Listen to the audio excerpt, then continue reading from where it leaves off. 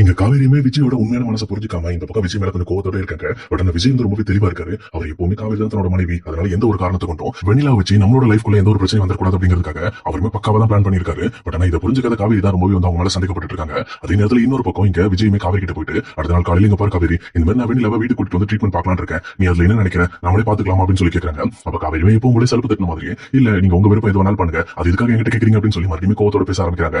உடனே விஜயுமே காவேரிக்காக, இங்க பாரு காவேரி, நான் எதா இருந்தாலும் உங்களுக்கு கேட்டுதான் செய்வேன், அது மட்டும் இல்லாம உங்ககிட்ட நான் ஒரு விஷயத்த ரொம்ப கிளாரிட்டியா பேசணும்னு நினைக்கிறேன், சரி நம்ம வா வெளியில போயிட்டு வந்துடலாம் அப்படின்னு சொல்லிட்டு அவங்க கார்ல கூட்டிட்டு அங்கிருந்து ரொம்ப லாங் போறாங்க.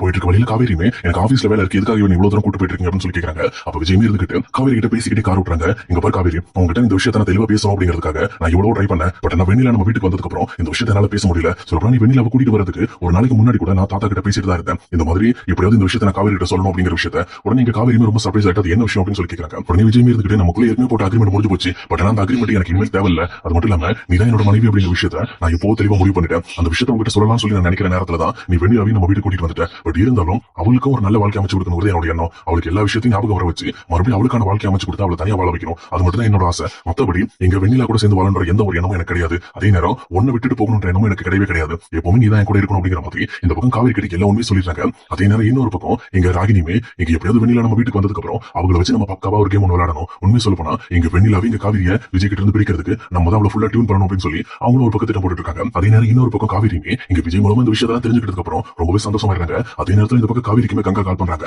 கால் பண்ணது மட்டும் இல்லாம இந்த மாதிரி அவங்களோட ஹஸ்பண்ட் வந்து இந்த மாதிரி ஒரு விஜய் டிவில ஒரு பெரிய ஷோல பார்ட்டிசிபேட் பண்ணி அதுல செலக்ட் ஆயிருக்காங்க அப்படிங்கிற விஷயத்தையுமே இங்க காவிரிட்டு சொல்லிட்டு இருக்காங்க. அது மட்டும் இல்லாம இதுக்கெல்லாம் முக்கியமான காரணம் உன்னோட ஹஸ்பண்ட் தான், விஜய் தான் இந்த மாதிரி காஸ்டியூம், அது மட்டும் இல்லாம அந்த ஷோக்கு இங்க குமரனா ரெக்கமெண்ட் பண்ணது எல்லாமே விஜய் தான் அப்படிங்கிற விஷயத்தையும் சொல்றாங்க. இதை கேட்டவனே இந்த பக்கம் பயங்கர சர்ப்ரைஸ் ஆயிடுறாங்க. பரவாயில்ல, எனக்கு தெரியாம நீங்க நிறைய நல்ல விஷயம் செய்றீங்க அப்படின்னு சொல்லிட்டு இங்க காவிரியுமே விஜய் கிட்ட ரொம்பவே அன்பா பேசிட்டு இருக்காங்க. அதுக்கப்புறம் அவங்க ரெண்டு பேரும் ஒன்னா சேர்ந்து இங்க வெண்ணிலாவை பாக்குறதுக்காக ஹாஸ்பிட்டல் போறாங்க. அங்க போயிட்டு அங்க இருக்க டாக்டர் இங்க விஜய் பேச போறாரு. அந்த நேரத்துல வெண்ணிலா பக்கத்துல இங்க காவிரியுமே உட்கார்ந்து அவங்களை பாத்துட்டு இருக்காங்க. அப்ப வெண்ணிலாவுமே கண்ணு முடிச்சதுக்கு அப்புறம் நீங்க எதுக்காக எனக்காக இவ்வளவு பண்ணிட்டு இருக்கீங்க, ஏன் இப்படி பண்றீங்க அப்படின்னு சொல்லி கேட்கறாங்க. அதே நேரத்துல இங்க காவிரியுமே வெண்ணிலாவை பார்த்து, இங்க பாருங்க, நீங்க எல்லா விஷயத்தையும் ஞாபகம் வர வைக்கணும், அது மட்டும் இல்லாம உங்களுக்கான ஒரு நல்ல வாழ்க்கை அமைச்சு கொடுக்காம எனக்கும் சரி என்னோட வீட்டுக்காருக்கும் சரி சொல்லப்போனா தூக்கமே வராது, உங்களை சரி செய்ய வேண்டியதான் என்னோட கடமை அப்படின்னு சொல்லிட்டு இந்த பக்கம் வெண்ணிலா கிட்டயும் பேசிட்டு இருக்காங்க. அதே நேரத்துல இன்னொரு பக்கம் இவங்க எல்லாருமே அந்த ப்ரொசீஜர் எல்லாம் முடிச்சிட்டு இங்க வெண்ணிலாவை டிஸ்சார்ஜ் பண்ணி டேரக்டா வீட்டுக்குமே கூட்டிட்டு வந்துறாங்க. இங்க வீட்டுக்கு கூட்டிட்டு வந்தோட வெண்ணிலாவுமே ரொம்பவே அன்ஈசியா ஃபீல் பண்ண ஆரம்பிக்கிறாங்க. அது புரிஞ்சுக்கிட்ட விஜய் இங்க வெண்ணிலா கிட்ட, இங்க பாரு வெண்ணிலா, இது உன்னோட வீடு மாதிரி நினைச்சுக்க, நீ இந்த மாதிரி வேற ஒருத்தர் வீட்டுல வந்து இருக்கு அப்படின்ற ஞாபகத்தோட இருக்காது. உன்னோட பல விஷயங்கள் ஞாபகப்படுத்துறதுக்கு உனக்கு என்ன தோணுதோ அதை என்கிட்ட சொல்லு, கண்டிப்பா அந்த இடங்களுக்கு நம்ம போவோம். அதே நேரம் உனக்கு தோன்ற விஷயங்களை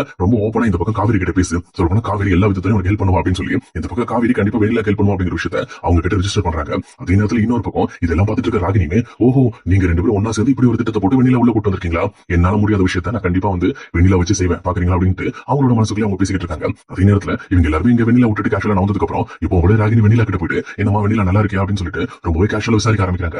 அதே நேரத்துல அவங்க கிட்ட ரொம்ப நல்ல ஒரு பாண்டிங் ஏற்படுத்துறதுக்காக ரொம்பவே விளையாட்டுத்தனமாவும் குடும்பத்தனமாவும் பேச ஆரம்பிக்கிறாங்க. இதை பார்த்து வெண்ணிலாவுமே கொஞ்சம் சிரிக்க ஆரம்பிக்கிறாங்க. ஆனா அதே நேரத்துல இன்னொரு பக்கம் இதை லாங்ல இருந்து பார்த்துட்டு இருக்கிற விஜய்மே, பரவாயில்ல இந்த மாதிரி வெண்ணிலாக்கு ராகினி கொஞ்சம் கம்பெனி கொடுக்குறா, சொல்லப்போனா அவ வெண்ணிலாக்கு துணையா இந்த பக்கம் ராகினி இருக்கிறத பார்த்து கொஞ்சம் சந்தோஷமா பட்டு இருக்காரு. அதே நேரத்துல இன்னொரு பக்கம் இங்க காவிரியுமே இங்க ராகினி வெண்ணிலா கிட்ட பேசுறத வச்சு அவ ஏதோ திட்டம் போடுவாளே, கண்டிப்பா இந்த விஷயத்துல அவளை நம்ப முடியாது அப்படின்னு சொல்லிட்டு இங்க வெண்ணிலா கிட்ட எப்படியாவது ராகினி எது பிரிச்சாகணும், அவங்க ரெண்டு பேரும் ஒண்ணு சேராம நம்ம பாத்துக்கணும் அப்படிங்கிற விஷயத்திலையும் இங்க காவிரி ரொம்பவே துடிப்போட இருக்காங்க. ஆனா இன்னொரு சைடு இங்க குமரனுமே அந்த ஷோல செலக்ட் ஆனதால இங்க கங்காக்கு தலைக்கால் ஓடல, என்ன பண்றதுன்னு தெரியாம பயங்கரமா ஹாப்பி ஆயிட்டு அவங்க அம்மா பாட்டின்னு சொல்லி எல்லாருக்கிட்டையும் சொல்லிட்டு இருக்காங்க. அது மட்டும் இல்லாம அவர் செலக்ட் ஆனதுக்காக இன்னைக்கு நம்ம வீட்டுல